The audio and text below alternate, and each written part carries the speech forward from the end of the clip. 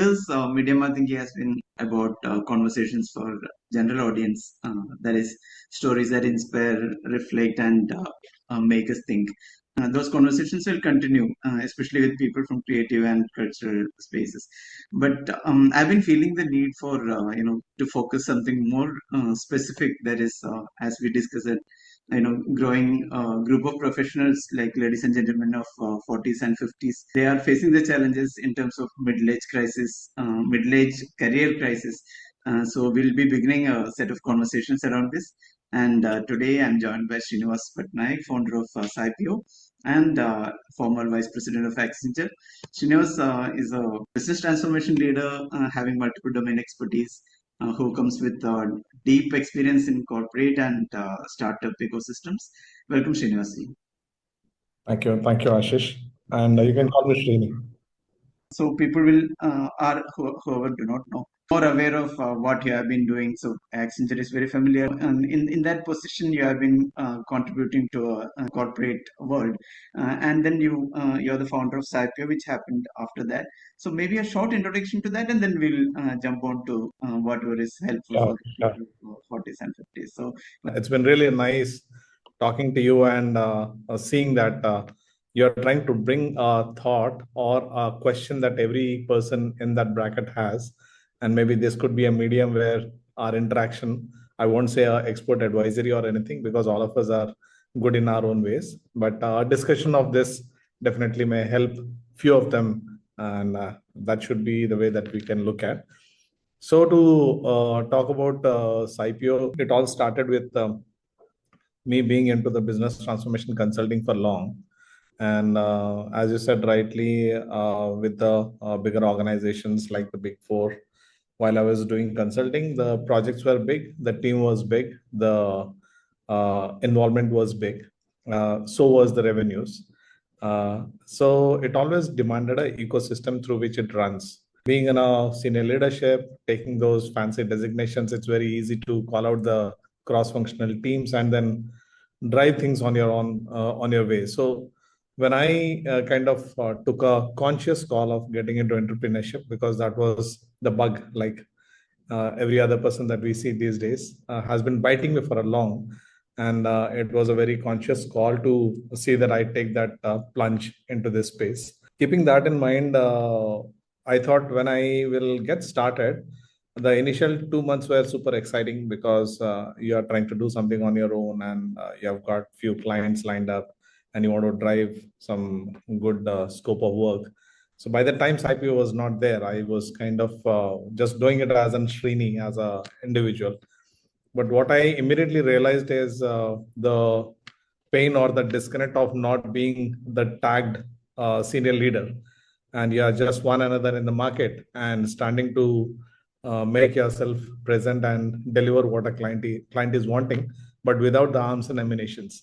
So that was a pain which I the first realized, and when I thought that, I think I'm sure there are hundreds of people who must be doing the same, and they must be feeling a challenge. So there has to be, if not a very big ecosystem, at least a small ecosystem which should be there, which should come and say that, don't worry, boss, I can do this work for you. So that's where SIPO started. So SIPO is Startup, Academia, Industry, and Partners Initiative Office. So it is an orchestration center which brings in the capabilities of each other through I kind of started through my individual connects, then WhatsApp, then some mails, and gradually maturing to a platform with few other people who are partnering on this. So our end objective is to support every individual who is wanting to drive his solopreneur or entrepreneur or SME or corporate, including the schools and institutes, to the next level. And we orchestrate that to the best possible. We don't hide out calling out where we are an expert and where we are not. So if I can do something well, then I can do it for you. And if I'm not, then I will say that, no, I cannot do it for you, but I definitely have someone who can do it for you. And that's what SIPO brings onto the world. And I'm pretty happy with whatever that I have been doing so far. A very interesting journey through this, and of course, we'll come to you on how it will help individuals or institutions. And this could be a series of talks. That is what I am looking at. Sure. So in the course of time, we will come to know how this will be helpful for the others, for people who are looking for such assistance. So in the meanwhile, so we started talking about this shift in the career, change in the career, nature of career. So if you could give some insights on that, especially people who are facing this kind of because already they are facing a middle-age career crisis. On top of it, there is this career change and this fundamental shift that is happening. If you could give some insights on that. This is an inevitable thing which is going to happen to everyone. Someone may get little early, someone will get little later. But with the kind of in speed on which the industry is running and the kind of in technology adoptions which are happening, very soon people are even talking about there is no work that any of us will have inside the office if we have to do something that is outside the office, because the complete work of office can be managed by the so-called artificial intelligence or the quantums of the world. So my 2 cents that I have understood is the faster we realize, the better it is. You may be a great contributor in an organization. Today, you must be one of the higher performers and must be doing good. But what if at an organizational level there are challenges? Because it's all about the investments. They are also business. So their entire financial projections and the investments are changing. Means they have consciously thought that we have to reduce our expenses on the human side and shift it to the AI side of it. When these investments are happening, I don't want to quote any specific example here, but when these investments are happening, it is bound for the investors and to the founders and the owners of the company to answer it to their respective stakeholders or to the banks that if you're investing so much on AI, so what next? So to prove that what next, there is going to be a rampant of work which has to get on the ground, which is inclined towards more on the AI side. So as a leader, the first thing that I would recommend everyone that in this current era, please understand if you have not experienced yet, then you're lucky. But that doesn't mean that in next 2 days or tomorrow morning or next 2 years, you're not going to hear it. So don't wait for that shock. Get ready. True. While we say that we might be scaring people a little, but that is not the objective. The objective is to make people understand the reality. At the same time, how we can be prepared. I know I'm just channelizing it once again to see we are in the right direction. So we were talking about the experiences. Like you have vast experience in diverse domain expertise and diverse domain expertise. So but at the same time, when we talk about people in the 40s or 50s, they come with like 20, 25, nearly 30 years of experience working in diverse domains or different fields. So in the current scenario, does this experience guarantee stability, or how do you look at it? It's like a running on the meal kind of a mindset that goes with those who are in those 40s and the 50s. I'm not generalizing it. There are exceptions though. But what happens is at some point you have by default become an expert or a core expert of certain domain, and then you are just working on it. Uh, and you don't know who really needs this talent or this skill that you have built on. But definitely there is an opportunity in the world. Uh, I think last month, sometime I posted something on LinkedIn, which was talking about the second innings. Uh, and I also will add on to it a power play. So the second innings is something that I recommend that if you have spent 35, 40 years by now, it's a good amount of time for you. Maybe you might have shifted jobs every year, or you might have got stuck onto the same organization for 20, 25 years. Irrespective of that, there is something that you definitely have learned. All that we have to do is wake up in the morning and take a white paper and start jotting on what are you expert on. Many times we really don't know that we are an expert of it. We think that okay, who would want to know about it? I think this is a monotony. I see hundreds of people who are doing it. That you are seeing because you are inside a corporate or inside a building as a domain expert. But the moment you move outside, you see that people are dying to get an inch or a pie of that knowledge, which they're not getting in the right perspective. There are professionals who want to be the trainers. They don't have that right exposure, but that's their bread and butter. So they go and talk about it with their limited knowledge. But the guys who really have that knowledge do not have an opportunity to talk. That's why even the universities, colleges, they are also increasingly appreciating this professor of practice, industry talks, and all that. So, if universities are welcoming, if the startups are welcoming, if the entire world is welcoming you, all that you have to do is probably put a tag on your forehead. It could be anything. You really don't bother or don't question, are you a domain expert or not? Put a tag. Over a period, you will realize, oh, maybe I'm not this. I will change the tag. So change the tag after some time. So that's what is my recommendation as a second innings for the domain expert, maybe a little lengthier one. The second aspect that I was also thinking is to talk about the power play.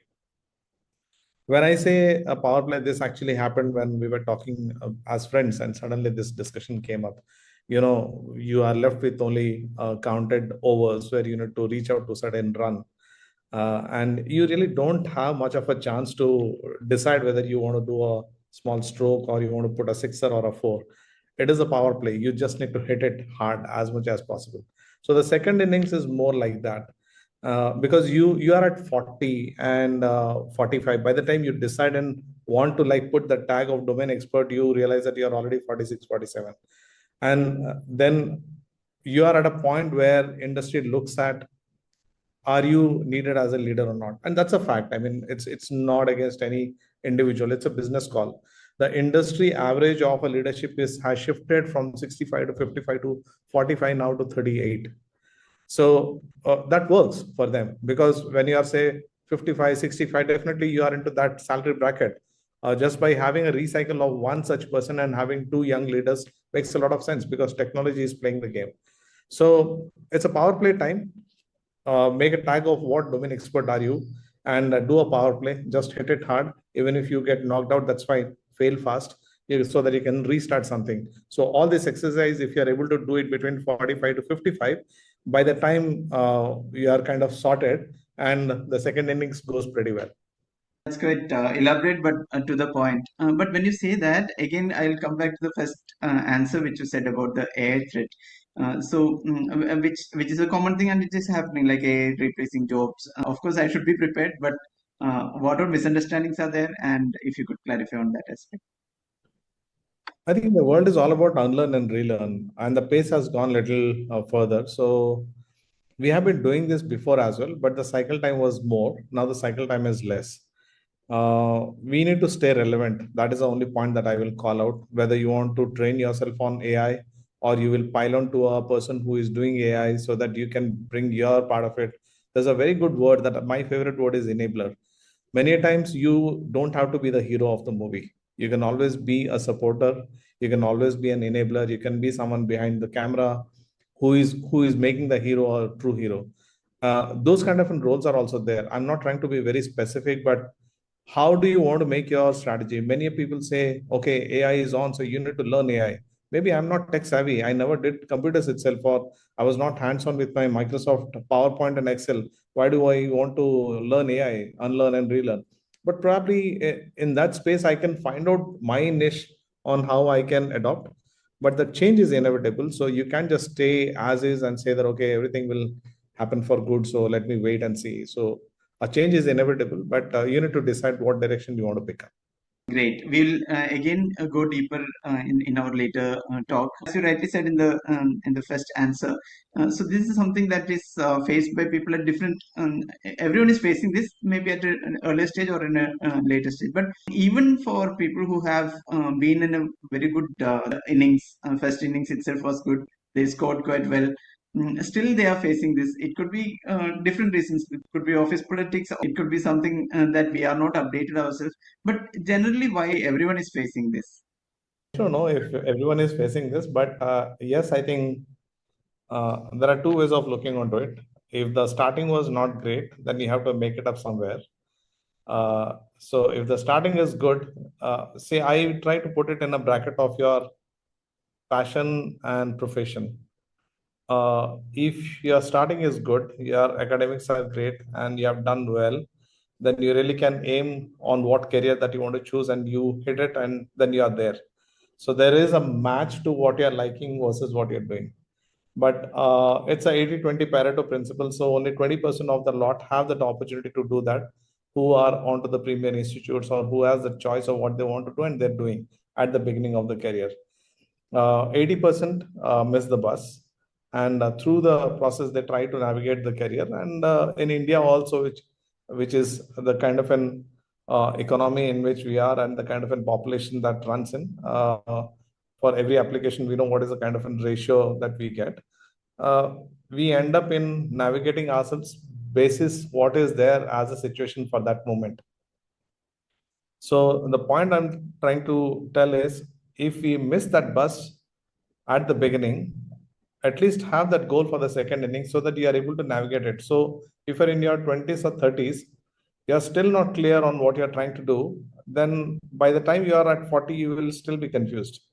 So the faster you do it, the better it is. So if you are one of those 20% who are the best lot, who already found their niche, they have got their ikigai, if you understand the ikigai, the Japanese word, right? Which is about your passion and profession. If they have already found it, then you are lucky. If you have not, but at least try to get there, and that can happen only by doing. We can't just introspect, we can't do meditation and find it. We have to do, fail, do, fail, do, fail, do, fail, and then finally we get to know, oh, I think this is where I'm able to do it. And that becomes a part of your readiness for the second innings. Very well explained. How should someone, say, people are in a certain job title, and it's kind of a, most often it is kind of a firefighting situation, unless you are a very good planner and you think like weeks ahead of the events that is happening. But otherwise, it's all about the value you have, somebody is bringing onto the table, right? So, how should someone think and plan for that? I mean, it's a easy bit. I think all of us know the answer. What is a calling? One of the best thing is to pick up the signals for yourself. If you're getting bored, what are you trying to do? Are you ending up watching movies? Maybe that's a direction that you need to look at. Are you ending up in doing some creativity? Maybe you have to look at that.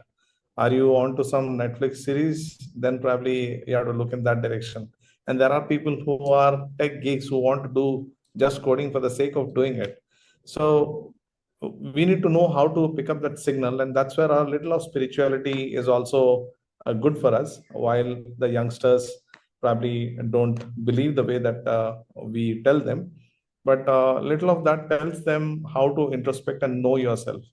uh, that inward looking, right? So the inward looking is all about the practice. If you start comparing outside, then you are in that rat race, and you don't have that stability in your mind to just look inside and figure out. But do small trials, do small experiments, use the Saturdays and Sundays. I know that you can't do much in India because there is a lot of restrictions in terms of the code of conduct, moonlighting, and all that. So keep those things very carefully. But at the same time, you can do a free pro bono kind of a solutioning, what you feel you can do. Don't charge for it, but help people. Do join some CSR institutes, do some NGO work in the space that you're liking. Or you like sales, do a free sales for them. Maybe you're a technology guy today, but that's your calling, then do that. If you want to be an actor, probably just join a drama school on the next door and try and do some characters for them. And that will tell you. That's what I was telling, that do and fail is very critical. Once you do it, if the excitement builds up, then I think you're there. It's a signal. And after doing it, if you're feeling a little frustrated, or it is something that a waste of time, then you know that it's not the calling. You just tried it. So change it. Great. You have been a business transformation leader and have been assisting many startup units to set up and sustain. When we talk about career rethinking, career reinvention of career, what all are the pathways on a high level? Of course, there will be some understanding from people's experience of what they have been doing, but you would have had more insights having interfacing or giving guidance to such people. So there are two category of these opportunities. One are the youngsters where who are the grads on their final year, and generally the institutes promote them under three blocks of higher studies or entrepreneurship or the job. If our scope is not in that space, we are talking more from an industry leaders who are in the 40s. If that is a space that we are trying to look at, I will say do a sprint of 3 years and start analyzing that. Uh, if you have to say, for example, as of today, you are at a juncture where you need to decide what is the career option that you need to pick up. If you are on the first year of that field, whether it is that either the job is not giving you the satisfaction, or you are not doing what you learned, or it is something not giving the result or the promotions or the recognition that I'm expecting, and it's a first year, then probably you have to give it a chance for another year, because it goes through that curve of excitement and then frustration and then probably settles. But if it's already crossed 3 years and there is no change in the experience that you have, then it all depends on what kind of a career that you want to pick up based on your ecosystem. When I say your ecosystem, as an individual, you, your family, your financial state, and your expenses, keeping all of that in mind, you need to really balance it out and take a conscious call that what is the runway that you can manage. If the runway is decent enough for you to take a risk, then go for it. If it is not, then you have to make a plan for another sprint of 3 years and figure out that how you can navigate this whole thing based on the goal that you decide. If you are deciding for an entrepreneurship, you need to have certain corpus. You are in the 40s and 50s. You are not those youngsters where parents will take care of you, or you all that you have to do is just do one passionate project, and then even if you fail, nothing happens. Here you have your family, you have your parents, you have a depending kids who are in their probably mid career or peak of their career, because if you have 40 50 means the age bracket of the kids also could be around 13 to 20 and all. So they're into their graduations, their career is also important. So it becomes as if when you are supposed to be talking to your kids on what career they should aspire for, you are actually looking at your own career. So that dilemma needs to be taken care. It's a very difficult question to answer a straight outcome, but that's how I will put as a perspective. I was thinking like many people at this juncture might have they may feel uncertain as in it's all confusing as in what to do and there could be many people who have that clarity all through, like what you have said, if they have some planning from their 30s or even before, or like that they may do that, but for those people who feel uncertain, what is the practical step that you advise them to The first thing that we can do is do a self introspection, as I already told. And the second is kind of validation window. In fact, in SciPO, I have an exclusive vertical which is known as a validation window, which I do it for the startups and scale ups. A validation window is very simple about what I'm thinking. Am I thinking right or wrong? It's like a mirror check. When you talk to five people will give different thoughts. So, in the process of your career transition, if you are super confident and you have already seen the results which is happening, you don't have to really check with others. But if that is not the case, and if you are a little in doubt, there's no harm in taking a next validation window. It can be your friend, brother, parents, wife, even kids many a times, to check how does it sound, because the ecosystem is very critical for any individual to take it, and there are a lot of other things which will influence. And the third aspect is visit the places where you are aspiring for. If you are wanting a change in career, let's say I want to get onto the AI world, then you need to get into the AI summits, get into hear some of those AI related uh, YouTubes or the podcasts, and then figure out what is happening. That will give you a perspective on are you relatable or not. That's how I'll put it. while doing this process, you may list down many things that you could do. Like you said, you can listen to many things, but it's kind of a listening to motivational videos. You are more, you feel high at some point, but then in the end of the day, something or the other will come, and then you will bring back to the same square one. Correct. So, at what stage should someone seek help, or approach? Say, like SIPO could be one space where they could seek help. When they feel that okay, now things are not moving ahead, being alone, because this is one of the major crises which people in their 40s and 50s, because they don't have the right set of people. One is that they may have a ego of approaching someone. I may not say ego, but then there is that self-respect or whatever. So at what point should they approach another person for help? I will recommend first figure out whether the confusion or the frustration or the challenge is fake or real. Many a times, what we also feel that, take an example, I have been getting promotions continuously for last 2 years for the past 6, 7 cycles. And suddenly, as the growth happens and the ladder goes up, obviously the kind of roles are lesser. And in the leadership, there are only one CEO to a company, right? So the promotions go slow and growth gets slow. And probably that situation is a fake environment for you to get frustrated. If you're getting frustrated, probably you're not realizing the reality of the situation. I mean, either you should be the man who is doing it. If no one is seeing that you are the man, then probably there's something wrong that you have. So getting frustrated, rather introspection is more important than getting frustrated or feeling negative about it. But if it is right, and what you are feeling as a challenge is not a fake or not something like an ego or something that you said, it's in real, then I will divide them under two buckets, which is the negative frustration or negative problem, and the positive frustration, which is the positive problem. In startups also, what happens is there are two blocks in which people will come. I call it them as negative to neutral, which are problem statements. Negative neutral is there's a pain that you are seeing. It is evidently visible. Either you are running losses, or things are not working, or you are getting fired, or in next 3 months there is a big moment of layoff happening. So some of these are real actions, which is going to hit you, and you know that in 3 months, if I don't take an action, then it's difficult.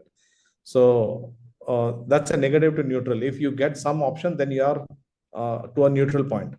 But then that cycle is going to happen again in next year.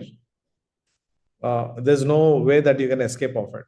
But the other is the positive cycle, which is 0 to plus. The 0 to plus that I'm talking about is more from an opportunity standpoint. Uh, so that's not something which is negative. That is not an instant reaction. That's a conscious call.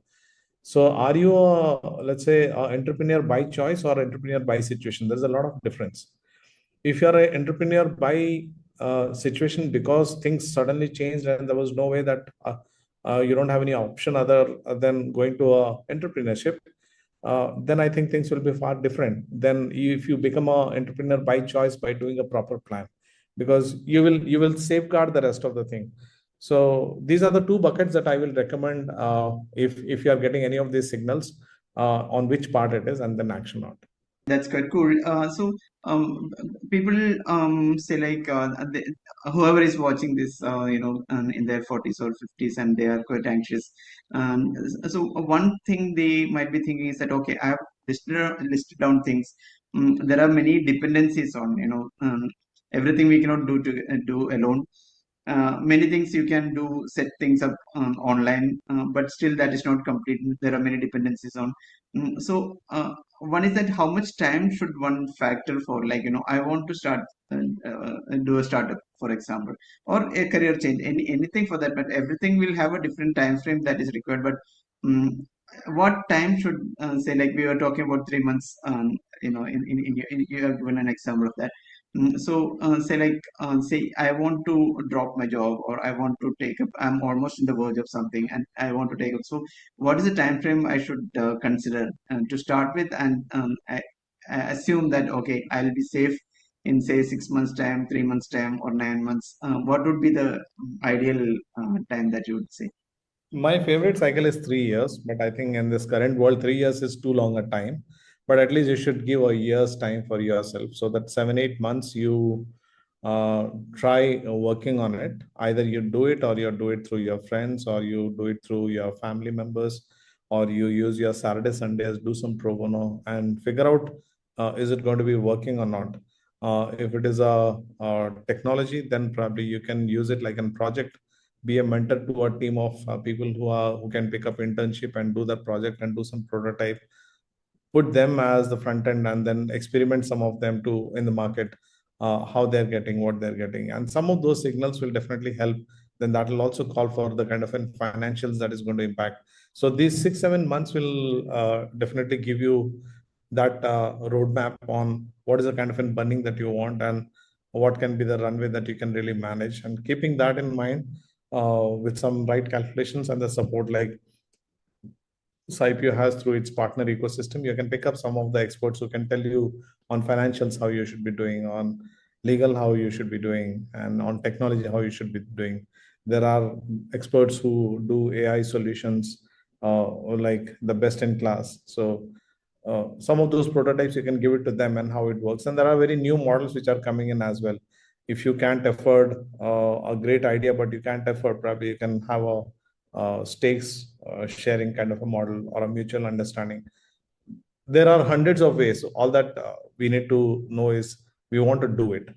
And if that is there, 1 year is good enough. That gives a great relief.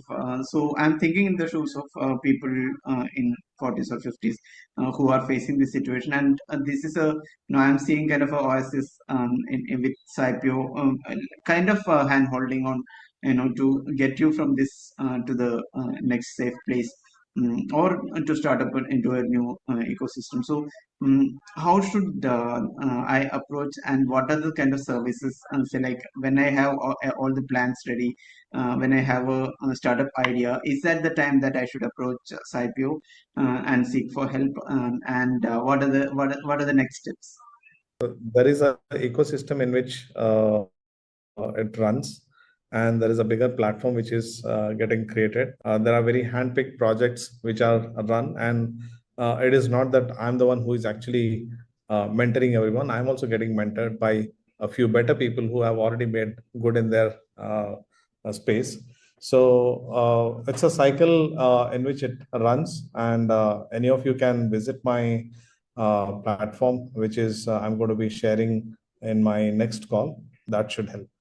Wonderful, and I'm looking at it as a series of at least 5 or 6 episodes where we'll clarify these things, as in how we can, seek assistance and get that hand holding to leap to the next stage, which is quite safe, and take off from there.